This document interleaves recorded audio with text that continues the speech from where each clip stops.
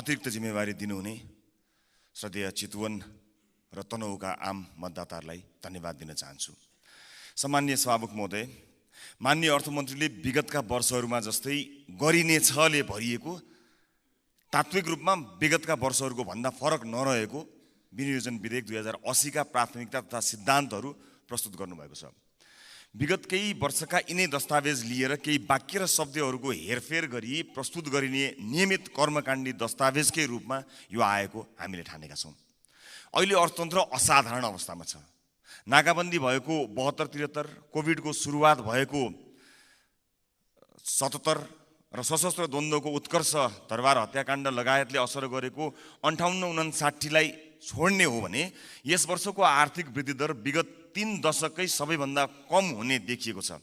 त्यसमाथि सरकारको प्रक्षेपण गर्ने क्षमता यति कमजोर देखियो कि 8% आर्थिक वृद्धि दर हुन्छ भनिएकोमा 2% पनि नहुने देखियो। देशको अर्थतन्त्र कता गइरहेको छ यसको आकलन गर्ने, प्रक्षेपण गर्ने हाम्रो क्षमता समेत कमजोर देखिएको छ। यस आर्थिक वर्षको 8 महिनामा गत वर्षभन्दा कम राजस्व सङ्कलन भएको छ। विगत 5 दशकमै राजस्व सङ्कलन पहिलो पटक गत वर्षको भन्दा कम हुने जोखिम देखिएको छ। आर्थिक वर्ष सकिन 2 महिना बाँकी हुँदा सरकारले राखेको लक्ष्यको 51% मात्र राजस्व सङ्कलन भएको देखिन्छ। यस्तो असाधारण अवस्थामा पुगेको अर्थतन्त्रलाई ट्र्याकमा ल्याउन र आम सर्वसाधारणलाई राहत दिन सधैँको जस्तो कर्मकाण्डी योजनाले के होला? सधैँ एउटै कुरा गर्ने, नतिजा चाहिँ अलग अपेक्षा गर्ने हाम्रो बानी हो कि जनतालाई झुक्क्याउने खेल? आशाका पुलिन्दा पस्किने हो कि व्यावहारिक र समाधानमुखी नीति अङ्गीकार गर्ने? असफल नीति र प्रक्रियालाई निरन्तरता दिने कि नयाँ र सृजनात्मक प्रक्रिया अवलम्बन गर्ने? वर्षेनी गरिनेछ भनिने तर पुरा नगरिने बजेटले राज्यप्रति जनताको विश्वास कसरी बढाउँछ? सम्माननीय सभामुख महोदय, माननीय अर्थमन्त्रीज्यूले अर्थतन्त्र र बजेट प्रणालीमा देखिएका विद्यमान समस्या र चुनौतीहरूलाई धेरै विश्व आर्थिक घटनाहरू र केही आन्तरिक कारणले गर्दा भन्नुभएको छ। तर वास्तविकता त्यस्तो होइन। वास्तविकता ठ्याक्कै उल्टो हो। धेरै चाहिँ हाम्रो आफ्नै आन्तरिक कारणले र थोरै चाहिँ बाहिरी कारणले हो। हाम्रो आफ्नै राजनीतिक व्यथिति, विसङ्गति र सङ्गठित रूपमा राजनीतिले गरिरहेको भ्रष्टाचारको कारण हो। योजनाहरू समयमा पुरा नहुनु र पुरा भएका योजनाहरूले पनि आशातीत प्रतिफल नदिनु, वित्तीय क्षेत्रको स्रोत अनुत्पादक क्षेत्रमा बढ्नु, गैरकानुनी व्यापार, तस्करी, कर छली बढ्नु सरकारी संयन्त्रको असक्षमता र बेइमानीको कारण हो। बाह्य कारण देखाएर हामी उम्कन मिल्दैन। समग्रमा विनियोजन विधेयक 2080 का सिद्धान्त र प्राथमिकता पनि विगतका असफल आर्थिक नीतिको निरन्तरता हुन पुगेको छ। यसले नेपाली समाजको आजको समस्याको समाधान दिने देखिँदैन। सङ्कटग्रस्त नेपाली अर्थतन्त्रलाई सुधार गरेर देशको आर्थिक अवस्था बलियो बनाउने खालको यो बिल्कुलै छैन। सभामुख महोदय, अब म यस विनियोजन विधेयक 2080 का प्राथमिकता तथा सिद्धान्तहरूका सन्दर्भमा केही सुझावहरू राख्ने अनुमति चाहन्छु। असाधारण समय छ, स्रोतको सीमितता छ। यसपालि असाधारण रूपमा साधारण खर्च कटौती गरौँ। बजेटमा गर्छौँ भनेका कुरा गरेरै छाड्ने, यदि हुन सकेन भने कसका कारण हुन सकेन, सचिव, विभागीय प्रमुख, मन्त्री, प्रधानमन्त्री, सांसदलाई जवाफदेही बनाऊ। क्रियाकलाप होइन, नतिजाको आधारमा कार्य सम्पादन मूल्याङ्कन गरौँ। सार्वजनिक सेवा प्रवाहमा सूचना प्रविधिको व्यापक प्रयोग गरौँ। सामान्य दर्ता, स्वीकृति, भुक्तानी आदि पूर्ण रूपमा स्वचालित र प्रविधिको माध्यमबाट गर्न सकेका सबै प्रवाह चुस्त दुरुस्त हुन्छ र भ्रष्टाचार पनि कम हुन्छ। ई गभर्नेन्सलाई राष्ट्रिय प्राथमिकताको योजना बनाई यसलाई अगाडि बढाउँ। विदेशी लगानी भित्र्याउन हामी छिमेकी मुलुकसँग प्रतिस्पर्धा गर्नुपर्ने अवस्था छ। कुनै पनि विदेशी लगानीकर्तालाई नेपालमा आएर व्यवसाय सुरु गर्न अत्यन्त झन्झटिलो छ। दर्ता गर्न 6 महिनादेखि वर्ष दिन लाग्ने अवस्था छ। व्यवसाय सुरु भइसकेपछि पनि सञ्चालनका क्रममा मुनाफा फिर्ता लैजाने कुरामा, प्राविधिक आयात गर्ने कुरामा धेरै कठिनाइ छन्। मुलुकमा नै राम्रो गरिरहेका विदेशी लगानी भएका कम्पनीहरूले समेत थप लगानी नगरेको अवस्था छ। यसलाई सुदृढीकरण गर्नुपर्छ। त्यसैले मात्र मुलुकमा उद्यमशीलता प्रोत्साहन गर्छ र थप पुँजीलाई आकर्षित गर्नका साथै पुँजी पलायन रोक्छ। त्यस्तै सरकारले गर्ने भनेको ऐन कानुन तर्जुमा र संशोधन, लगानी सम्बन्धी ऐन, गैर आवासीय नेपाली सम्बन्धी ऐन आदिका कुरा अर्थमन्त्रीज्यूले राख्नु भएको छ। यी 3 महिनाभित्र सरकारले संसदमा पेश गरोस्। आगामी आर्थिक वर्षको पहिलो त्रैमासमा यी जरुरी ऐन कानुन निर्माण हो। माननीय सदस्य, फरक तरिकाले समय सके सभामुख महोदय 1 मिनेट पनि लगाउँदिन। फरक तरिकाले काम गर्न सकिएन भने फरक नतिजा आउँदैन। अहिलेको सङ्कटबाट मुलुकलाई पार लगाउन माननीय अर्थमन्त्रीज्यूले विनियोजन विधेयकमा के फरक प्राथमिकता र सिद्धान्त लिनुभएको छ, यो संसदलाई विस्तृत व्याख्या सहित जवाफ दिनुपर्छ। माननीय अर्थमन्त्रीज्यूले प्रस्तुत गर्नुभएको विनियोजन विधेयक 2080 का सिद्धान्त र प्राथमिकताबाट हामी कति पनि विश्वस्त हुन सकेका छैनौँ। सम्माननीय सभामुख महोदय, जाँदा जाँदै म मेरो निर्वाचन क्षेत्रमा भएको दुःखद घटनामा यो शङ्कर कणेल आत्महत्या प्रकरणको छानबिन होस् र न्याय मिलोस् पीडितलाई भन्ने कुराको आवाज पनि उठाउन चाहन्छु। र अहिले भएको भ्रष्टाचारको यो काण्डमा, शरणार्थीको काण्डमा यो ताप्केको बिँड तात्यो, ताप्दै गरेको ताप्के चाहिँ सेलाएको छ। यो ताप्के नसेलाओस्, सिङ्गो देश र अन्तर्राष्ट्रिय समुदायले हेरेको छ। दोषी कोही पनि नउम्कियोस्, मिलिजुली एकअर्कालाई जोगाउने काम नहोस्। हामी यसलाई अत्यन्त नजिकबाट निहालिरहेका छौँ भन्दै बिदा चाहन्छु। धन्यवाद। सभामुख महोदय, आज सबैको कुरा सुन्दाखेरि नकारात्मक कुराहरू आछन्। एकजना मान्य सदस्यले आफ्नो कमिजै फुकाले, यो गलत हो, मर्यादामा बस्नु पर्थ्यो। तर उहाँले के सङ्केत गरेको भने यो व्यवस्था, यो सरकार जनताको आँखामा नाङ्गिसकेको छ र अब यो नयाँ बजेट बन्ने क्रममा यो सम्भावना बोकेको देशलाई केही बजेटबाट केही राम्रा योजनाहरू, नयाँ योजनाहरू, कर्मकाण्डी क्रियाकलाप बाहेक लगेर अगाडि बढाउँ भन्ने सोच मैले यहाँ प्रस्तुत गर्न गइरहेको छु। सबभन्दा पहिले दुईटा शक्तिशाली इकोनोमिक पावर हाउसको बीचमा हाम्रो नेपाल छ। ती दुईटै देशको सम्भावनाहरू र उहाँहरूको इकोनोमीको जरुरतहरूलाई दृष्टिकोण गरेर हामीले आफ्नो उद्योग धन्दालाई अगाडि बढाउँ र सरलता गरौँ, वान विन्डो पोलिसी गरौँ। यो देशमा कसैले उद्योग खोल्न आयो भने 2-4 वर्षमै भागेर जाने स्थिति छ। कसैको कारणले होइन, हाम्रो नियम कानुन र हामीहरूले बनाएको अवरोधको कारणले। पुँजी आजकलको जमानामा तरल छ, जहाँ पनि जान सक्छ। हामीले एट्र्याक्सन गर्न पर्यो, थाम्न पर्यो, त्यस्तो व्यवस्था बनाइदिन पर्यो, तब देशमा विकास हुन्छ। यो देश किसानहरूको मुलुक हो, तर आज हेर्नुहोस् त किसानहरूको स्थिति। बर्खायाम आउन लागिसक्यो, धानको सिजन आउन लागिसक्यो, मलको राम्रोसित व्यवस्था भएको छैन। एउटा मलको फ्याक्ट्री लगाउनै पर्छ सभामुख महोदय। धेरै ठुलो समस्या पनि रहन्छ। हामीले अस्ति बुझ्यौँ, हावा, कार्बन डाइअक्साइड, सिमेन्ट फ्याक्ट्रीबाट निक्लिने फ्लू ग्यास र बिजुली, यो कुराहरू मिलायो भने 275 टन मल निस्किने दिन आउन सक्छ। त्यो एउटा जायकाको अध्ययनले 1984 मा गरेको कुरा हो। कसैलाई ध्यान छैन, कमिसनमा मल ल्याउनै सबैजना मस्त छन्। एउटा मलको फ्याक्ट्री यही बजेटमा आउनुपर्छ महोदय। यो अर्ग्यानिक मलको कुराहरू पनि 7वटै प्रदेशमा यसको कुरा अगाडि जाओस्। देर सबेर यो पनि हुने ठुलो सम्भावना छ। राष्ट्रिय गौरवका योजनाहरू सबै अल्पत्र छन्, मुद्दा मामलामा फसेको छन्। प्राइम मिनिस्टरको अफिसले यो मुद्दा र मामलालाई छिनोफानो गरेर राष्ट्रिय गौरवका योजनाहरूलाई अगाडि लग्नुपर्ने आवश्यकता छ। कसको ध्यान जाने यसमा? हामी तराईका वासी हौँ। तराईमा आज छाडा चौपायाको बिगबिगी छ, जनधनको नुकसान भइरहेको छ। मैले नगर प्रमुख हुँदाखेरि पनि प्रदेशमा गएर भनेको थिएँ, एउटा प्रदेश लेभलको गौशाला बनाम, एउटा सानो सानो क्षेत्र वनलाई घेरेर आधुनिक गौशाला बनाम। तर कसैले ध्यान दिएन। मान्छे मरिरहेछन्, चौपायाहरू बिगी छन् तराईमा। 7वटै प्रदेशमा यो बजेटमा एउटा आधुनिक गौशाला, भेटनेरी फेसिलिटी भएको गौशाला बनाउने कुरा राखियोस्। नदी नालाको नियन्त्रणको कुराहरू आयो। मान्छेका खेत, मान्छेका घर नदीले कटान गरिरहेको छ, यसमा विशेष ध्यान दिनुपर्छ। आजकल नेपालको गौरव यो खेलकुदले पनि उठाएको छ।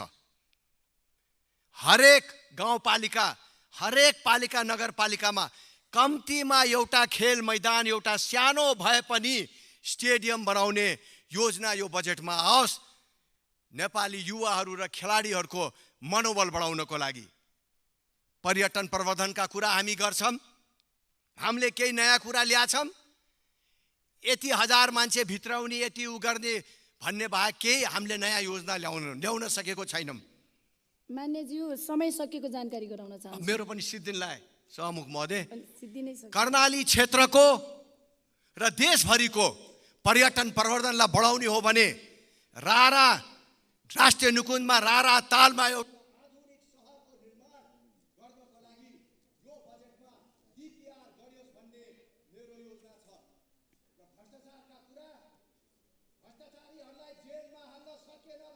सबै भुक्तभोगी छौँ।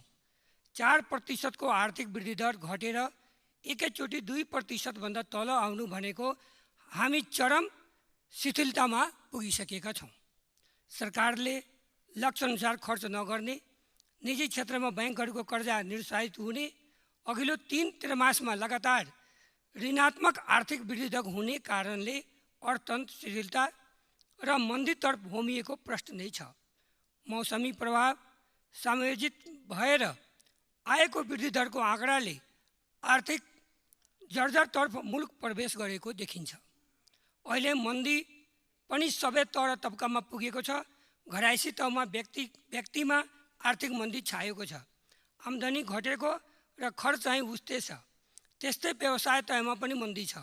व्यापार व्यवसाय चलेको छैन। उधारोमा गएको पैसा उड्दैन। समाजमा बेइमानी, दलाली, असुरी प्रवृत्ति हावी भएको छ।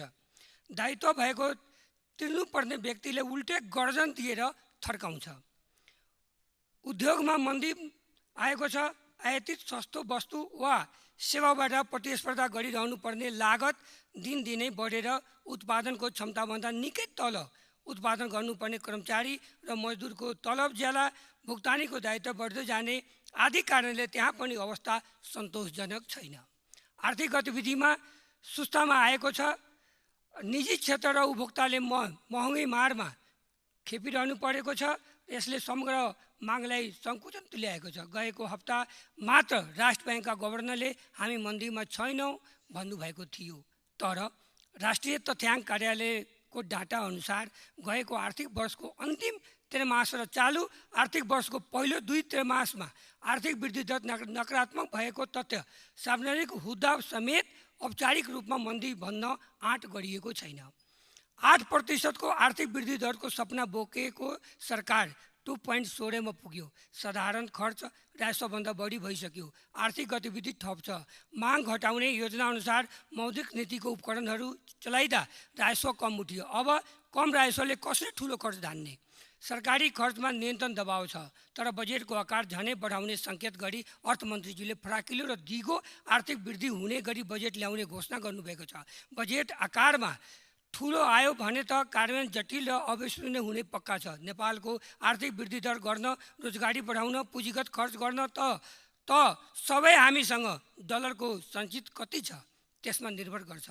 मौद्रिक अधिकारीसँग तालमेल नमिलेको बेला किन हचुवाको तालमा आर्थिक वृद्धिको लक्ष्य तोक्ने त? सरकारको ध्यान आकर्षण गराउन चाहन्छु। फराकिलो दिगो आर्थिक वृद्धि हुने नाममा अर्थतन्त्रले धान्न नसक्ने महत्त्वाकांक्षी वित्तमुखी बजेट नल्याइयोस्। कुल राजस्वले साधारण खर्च नधान्ने बेलामा राजस्व चुहावटले निर्मम तरिकाले रोक्नुपर्ने र सरकारी खर्च कटौतीमा हदैसम्मको अप्रिय निर्णय गरियोस्।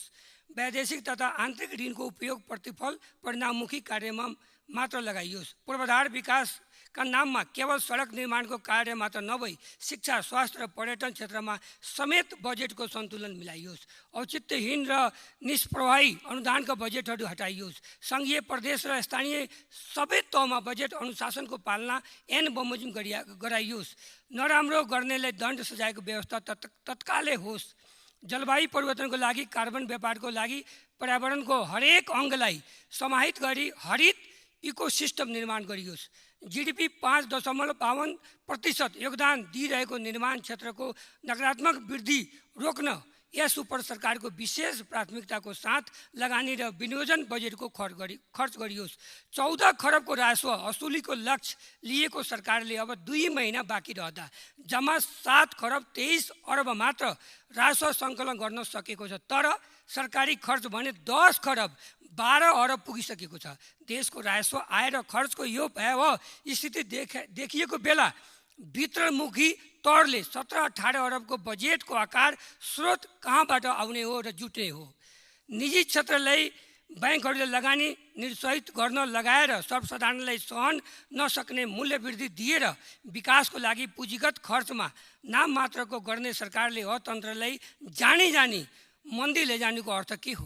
माग घटाउने र मूल्य वृद्धि नियन्त्रण गर्ने नाममा निजी क्षेत्रमा पुँजी परिचालन नगरी हतोत्साहित गरिएको छ। सरकार आफैले आन्तरिक ऋण लिने सिलसिलामा एकातिर चर्को ब्याज तिरी सरकारी खर्च हावाते बढाएको छ भने ब्याङ्कहरूको बसी सरकारी ऋण पत्रमा लगानी गरी अर्थतन्त्रमा आर्थिक मन्दीलाई झन बढावा दिइरहेको छन्। अहिले एकातिर उत्पादनमूलक उद्योग, निर्माण, व्यापार क्षेत्रको वृद्धि दर ऋणात्मक छ भने आपूर्तिजन्य अवरोधले अन्तर्राष्ट्रिय बजारमा बढेको मूल्य र देशमा नै नीतिहरू अस्थिर र परिवर्तनकारी रहेकोले आर्थिक शिथिलता लम्बिने देखिन्छ।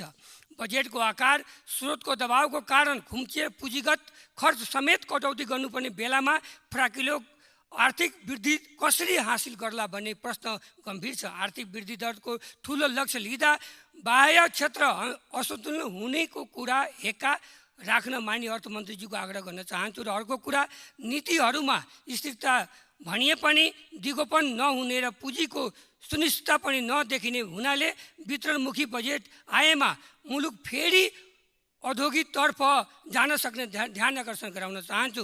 अन्त्यमा सामुक महोदय मार्फत माननीय अर्थमन्त्रीजीलाई आग्रह गर्न चाहन्छु कि जुन प्रकारले यो बजेट बनिरहेको छ, यो बजेट चाहिँ जनतामुखी मैले हेरिरहेको छैन। मैले कहाँ न कहाँ सङ्केत छ कि यो बजेट मन्त्रीमुखी बनिरहेको छ। मन्त्रीहरूले आफ्नो क्षेत्रको बजेटहरू हाल्नमा व्यस्त भएको छ। सकाए सामुक महोदय, सकाए मन्त्रीहरूले आफ्नो क्षेत्रको बजेट हाल्न चाहिँ धाँधै भएको छ र माननीय सदस्यहरूले माननीय मन्त्रीजीहरूको चाहिँ मन्त्रालयमा गएर चाहिँ फिल्मको टिकट काटे जस्तो लाइनमा बसिराख्नु परेको बेला भएको छ अहिले।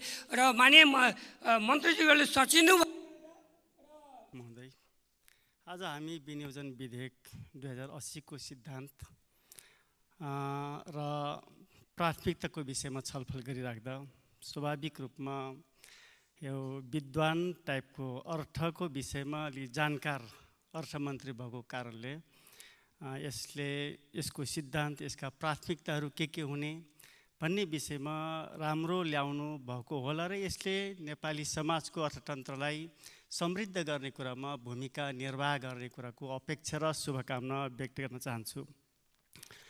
उहाँले दिगो, फराकिलो एवं समावेशी आर्थिक वृद्धि हासिल गर्ने कुरालाई आफ्नो थ्योरीको रूपमा, सिद्धान्तको रूपमा लिनुभएको छ। यसै गरी रोजगारीको अवसर बढाउने, सुशासन प्रवर्धन गर्ने र सेवा प्रवाहमा सुधार, स्रोत साधनको परिचालनमा प्रभावकारिता, यसलाई सिद्धान्तको रूपमा अगाडि सार्नु भएको छ भने प्राथमिकतामा कृषिलाई पहिलो प्राथमिकता, उद्योग, शिक्षा, भौतिक पूर्वाधार, सूचना प्रविधि, पर्यटन, वन सम्पदालाई उच्च प्राथमिकतामा राखेर बजेट विनियोजन गर्ने कुराको एक खालको कमिटमेन्ट, यो विधेयक मार्फत कमिटमेन्ट गर्ने काम गर्नुभएको छ, जुन स्वागत योग्य छ। सभामुख महोदय, आज धेरै मान्छेहरूको कुरा छ नेपाली अर्थतन्त्र कमजोर भयो, सङ्कटग्रस्त भयो भनेर चिन्ता हामीले व्यक्त गरिरहेका छौँ र सजिलैसँग हामीले अभिव्यक्ति दिइरहेका छौँ। यसले विश्व अर्थतन्त्रले नेपाली समाजलाई पारेको प्रभावको कारणले सामान्य रूपमा हामीले भनेर स्केप गर्ने गरिरहेका छौँ, जुन चिजलाई म आफू चाहिँ मान्न तयार छैन। किनकि कोभिड संसारभरि फैलियो, कोभिड सारा दुनियाँका मान्छेहरूले फेस गर्नु पर्यो, तर कुनै देश यस्तो देश पनि छ जसले कोभिडको बेला आफ्नो अर्थतन्त्रलाई समृद्ध गर्ने काम गर्यो। तर नेपाली अर्थतन्त्र डे बाई डे डिक्रिजिङको पोजिसन, कमजोर पोजिसन, सङ्कटग्रस्तको पोजिसनमा पुगिरहेको छ। यसले हाम्रो क्यापासिटी, हाम्रो क्षमतामा केही प्रश्न चिन्ह उठेको छ। हामी सजिलैसँग नेपाली अर्थतन्त्रलाई समृद्ध गर्न सक्छौँ, यो विषयमा मलाई आफूलाई त्यसो लागिरहेको छ। सभामुख महोदय, आज धेरै मान्छेहरूको मुखबाट एउटा कुरा सुन्ने गरिन्छ, वित्तीय व्यवस्थापनको लागि खर्च कटौती गर्ने कुरा। यो सुन्दा मलाई बडो हाँसो लाग्छ। मुहान थुन्ने अनि खेतमा पानी आएन भने जस्तै खर्च कटौती गर्ने अनि मार्केटमा फाइनान्सियल क्राइसिस भयो भन्ने कुरा गर्नु बडो हाँसो लाग्ने कुरा, बडो बेठिक कुरा हो। त्यसैले म सबैलाई अनुरोध गर्न चाहन्छु, खास गरेर अर्थमन्त्रीज्यूलाई जतिसक्यो धेरै खर्च गर्ने मुहानहरू निर्माण गर्नुपर्छ। खर्च गर्ने मुहान, खर्च हुने स्रोतहरूको पुवालहरू, बग्ने स्रोत, मुहानहरू अलिक फराकिलो बनाउन सक्यो भने मात्रै हामीले जुन मार्केटमा फाइनान्सियल क्राइसिस छ त्यसलाई म्यानेज गर्न सक्छौँ। यसलाई उहाँले ठेउरीभित्र राख्नुपर्छ। त्यसै गरी आज धेरै मान्छेले नेपाली अर्थतन्त्र कमजोर भयो, सङ्कटग्रस्त भयो, बडो चिन्ता हामीले व्यक्त गरिरहेका छौँ। तर सभामुख महोदय, म अनुरोध गर्न चाहन्छु, कसले भन्छ नेपालको अर्थतन्त्र कमजोर भयो भनेर? आज पनि मैले यहाँ बोल्न आउनुभन्दा 10 मिनट अगाडि मैले एउटा ब्याङ्कर्सलाई सोधेको थिएँ, आजको दिनमा विकास ब्याङ्कमा कति पैसा छ? 10 मिनट अगाडि उहाँले 53 खरब भन्दै हुन्थ्यो। 53 खरब पैसा छ। 53 खरब भन्ने बित्तिकै आज हामीले प्रस्तुत गर्ने बजेट भनेको मुस्किलले 15 खरब, 16 खरब या 14 खरब, त्यो पनि असारसम्म आइपुग्दा त्यो 11 खरबमा झर्छ। जबकि हामीसँग सञ्चित पैसा भनेको 53 खरब छ। तर मलाई नियति के देख्दैछु भने नेपालको अर्थतन्त्रलाई जबरजस्ती कमजोर बनाउने, जबरजस्ती सङ्कटग्रस्त बनाउने जसले अर्थतन्त्रको नेतृत्व गरिरहेको छौँ ती व्यक्तिहरूको त्यो खालको भूमिका मैले देखिरहेको छु। आज वैदेशिक सञ्चित मुद्राको कुरा गर्ने भने 14 खरब बराबर हामीसँग सञ्चित मुद्रा छ। सञ्चित मुद्रा भन्ने बित्तिकै यो भनेको 10.9 महिनासम्म आयातको लागि पैसा पेमेन्ट गर्न सक्ने पैसा हामीसँग छ। 9.4 महिनासम्म 9.4 महिनासम्म हामीले निर्यात आयात गर्ने पैसा छ। त्यसैले कसले भन्न सक्छ नेपालको अर्थतन्त्र कमजोर छ? नेपाली अर्थतन्त्रलाई कमजोर बनाउने जसले अगुवाई गरेको छ, जसले नेतृत्व गरेको छ, त्यो व्यक्तिहरूबाट नेपालको अर्थतन्त्रलाई क्राइसिसमा लाने, डामाडोल बनाउने र आफू थोरै व्यक्ति मात्रै मुलुकको हिरो बन्ने, फाइनान्सियल कन्ट्रोल गर्ने त्यो पोजिसनको कारणले आज हामीले यो ठाउँमा पुगेका छौँ। नेपाली अर्थतन्त्र कुनै पनि हालतमा कमजोर छैन। त्यसैले सभामुख महोदय, ब्याज हामीले घटाउनुपर्छ, फिक्स डिपोजिटको ब्याज पनि घटाउनुपर्छ। बन्द उद्योग सञ्चालनको लागि उद्योगीहरूले प्रोत्साहन गरौँ, त्यसको लागि फेरि पुनर्कर्जाको व्यवस्थापन गरौँ र जुन हामीले किस्त र ब्याजको कुरा छ कम्तीमा 3 महिना या 6 महिना पर ढकेल्न सक्यौँ भने नेपालको अर्थतन्त्रलाई हामीले फेरि पुनर्स्थापित गर्न सक्छौँ। र दोस्रो कुरो, आज धेरै रेमिटेन्सको कुरा आएको छ। आज रेमिटेन्सले 25% जिडिपीमा रोल प्ले गरिरहेको छ। तर आज जसले भूमिका निर्वाह गरेको छ ती यौङहरूको लागि नेपाली गभर्मेन्टले केही सोच्नुपर्ने जरुरी छ। जसले पैसा पठाएको छ कम्तीमा उहाँहरूको लागि सरकारी अथवा सार्वजनिक संस्थानहरूमा सेवा प्रोभाइड गर्ने कुरा, पठाएको पैसा टोटल दिने कुरा, कसरी उहाँहरूलाई सहुलियत दिने कुरा विषयमा समेत नेपाल सरकारले ध्यान दिन सक्नुपर्छ। त्यसै गरी आज धेरै खरब पैसा निर्माण व्यवसायहरूलाई दिनुपर्ने पैसा छ, जुन पैसा हामीले नदिएर मार्केटमा जबरजस्ती कृत्रिम रूपमा फाइनान्सियल क्राइसिस गरिरहेका छौँ। त्यस कारणले कसरी हुन्छ उहाँहरूलाई त्यो पैसा दिनुपर्ने परिदृश्यको कारणले नेपालका अर्थतन्त्रका परिसूचकहरूमा विभिन्न किसिमका गिरावटहरूले गर्दा नेपालको अर्थतन्त्र आवश्यक नै तरल अवस्था र मन्दी अवस्थामा रहेको कुरा स्पष्ट देखिएको छ। खास गरी यो विनियोजन विधेयक सिद्धान्त र प्राथमिकतामा विभिन्न दृष्टिकोण र विभिन्न किसिमका योजनाहरू, हाम्रा देशका महत्त्वपूर्ण योजनाहरूको टचिङ चाहिँ आवश्यक नै गरिएको छ।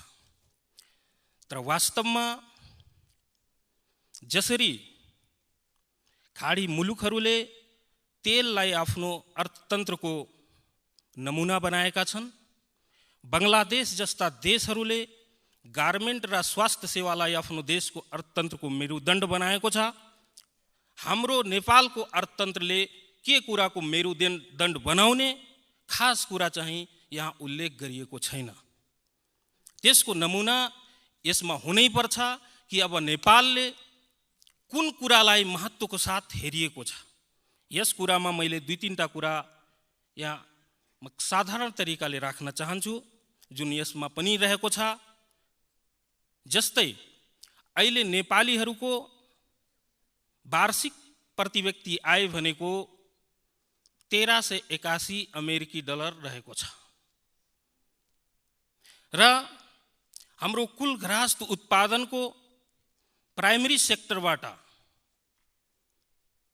जम्मा 24.4% को योगदान रहेको छ, जसमा कृषि, खनिज र मत्स्य पालन जस्ता कुराहरू समावेश भएका हुन्छन्। त्यस्तै सेकेन्डरी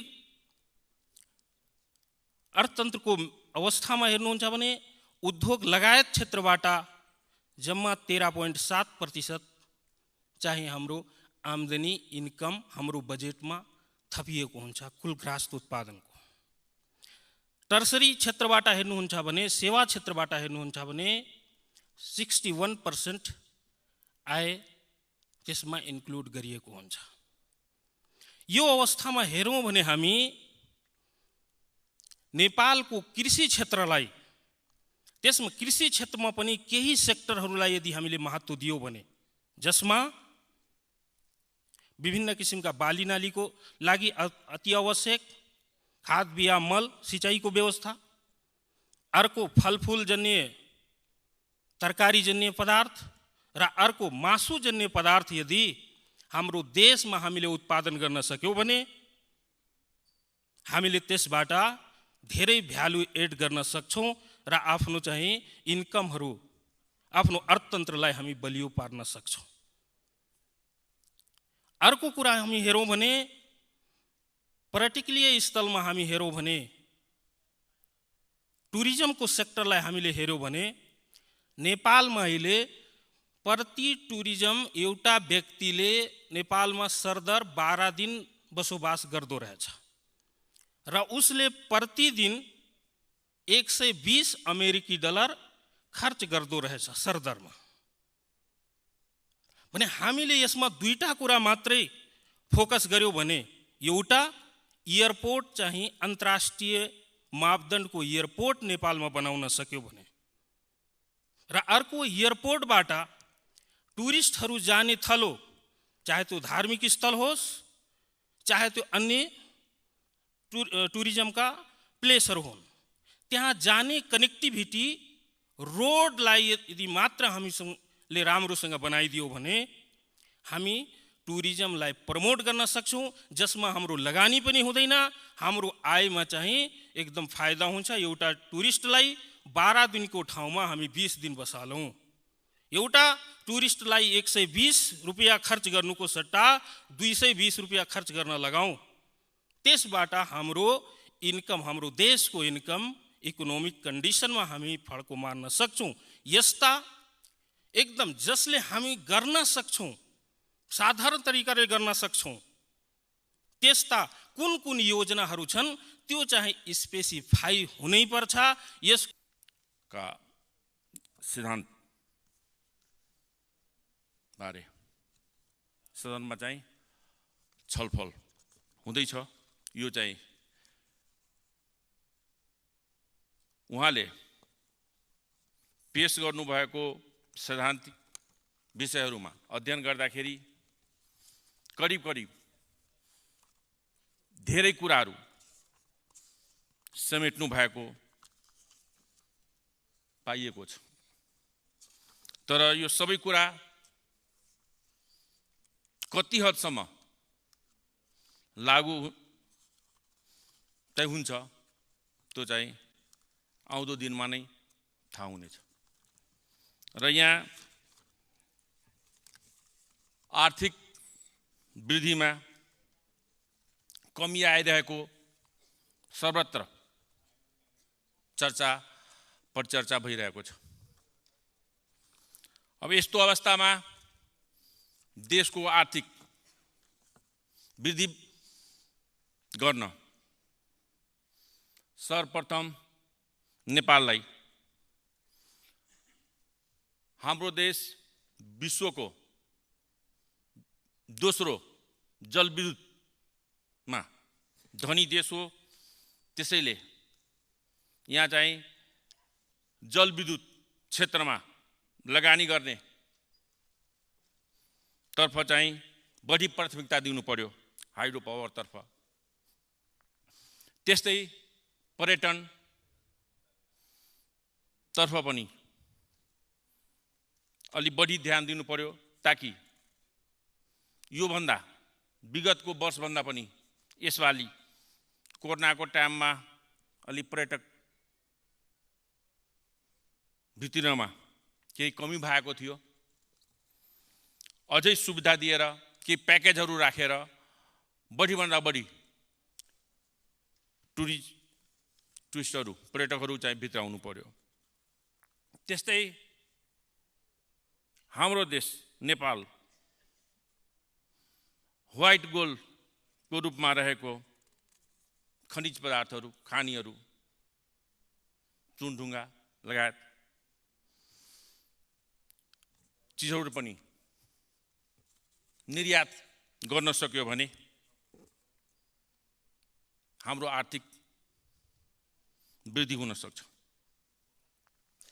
त्यस्तै कृषिमा चाहिँ हामी आत्मनिर्भर हुनुपर्छ। पहिला पनि हाम्रो देश कृषिमा आत्मनिर्भर थियो, तर हाल आएर विभिन्न कारणले गर्दाखेरि सिँचाइ, मल खाद, कृषि, जनशक्तिमा कमी, वैदेशिक रोजगारीले गर्दा पनि धेरै क्षेत्रहरू, जमिनहरू हामी जोतकोर आबाद गर्न पाएका छैनौँ। त्यसैले कृषकहरूलाई भन्दा बढी सुविधा, सिँचाइ, कृषि, बिउ, मल उपलब्ध गराउनु पर्यो। जबसम्म हामीले निर्यात बढाउँदैनौँ र आयात घटाउँदैनौँ, तबसम्म हाम्रो देशको आर्थिक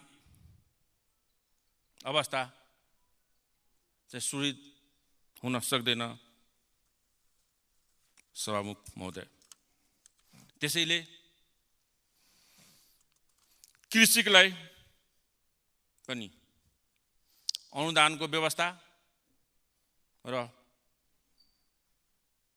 लगायतका सुविधाहरू उपलब्ध गराउनु पर्यो। त्यस्तै करदाता मैत्री प्रणाली विकास गर्ने क्रममा मान्यजी समय सकिएको जानकारी गराउन चाहन्छु।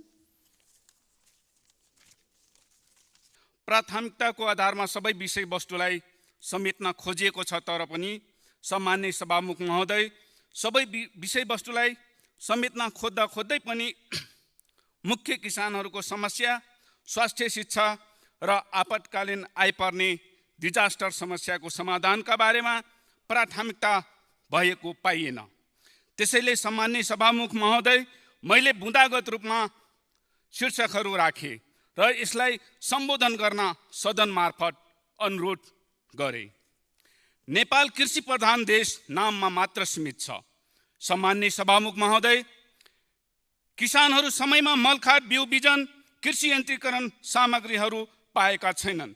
त्यसैले सरकार अनुदान तथा विभिन्न सब्सिडी सेवा उपलब्धिको लागि तुरुन्तै यही बजेट विनियोजनमा किसान कार्डको व्यवस्था लागू गरियोस्।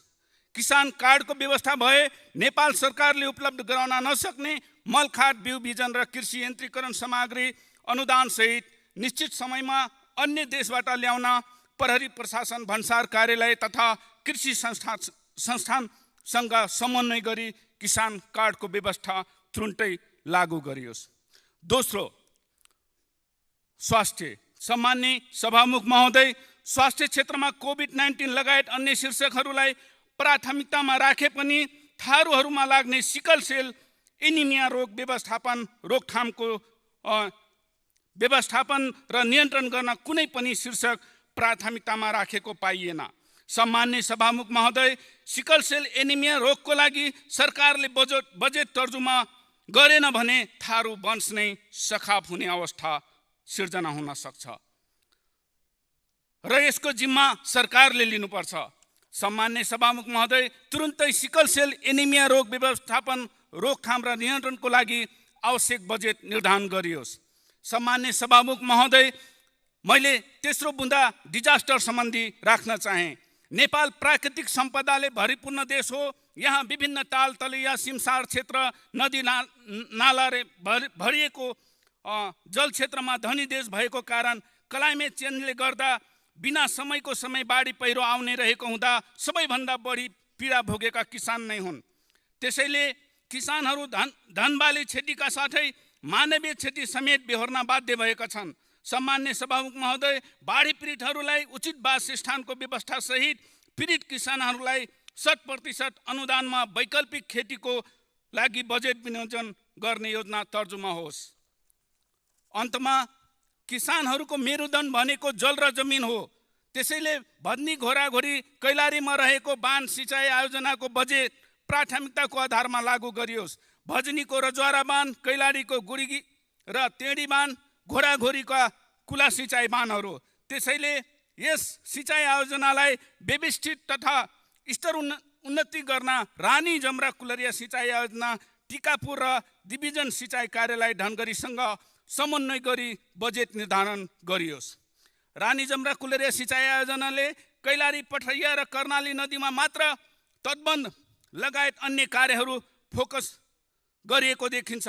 त्यसैले सम्माननीय सभामुख महोदय, कर्णाली, पथरैया लगायत उच्च जोखिममा रहेको नदी मोहना, काँडा, कन्द्रा, डोडा, गुराहा, कतैनी लगायतका नदीहरूमा तत्काल जोखिम न्यूनीकरणको लागि बजेट निर्धारण गरियोस्।